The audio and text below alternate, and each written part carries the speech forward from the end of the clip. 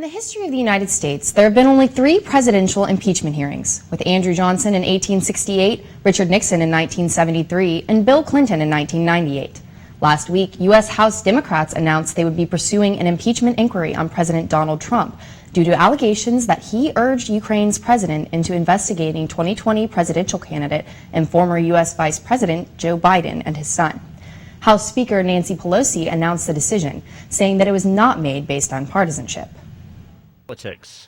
Let us try not to make it further divisive, but we cannot ignore our oath of office to protect and defend the Constitution of the United States.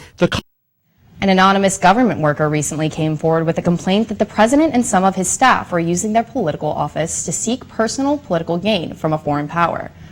With Congress now in recess, more hearings will not occur until as early as this week. So the question is now, what's next? Many students at LSU haven't even been alive at a time where Congress has pursued a presidential impeachment inquiry, with Bill Clinton in 1998 being the most recent. Earlier today, the White House released the contents of the phone call that President Trump made to the Ukrainian president, and based on the contents of the call and testimonies in House Judiciary Committee meetings, the chamber will take a vote on whether or not the president should be impeached.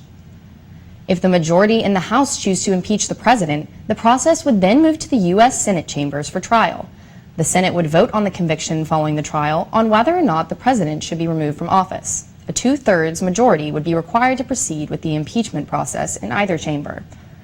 In a break from addressing the impeachment inquiry, the president took to Twitter yesterday afternoon to encourage the people of Louisiana to vote for either of the Republican candidates for governor, Eddie Rispone or Ralph Abraham, on October 12th, rather than incumbent governor and Democrat John Bel Edwards.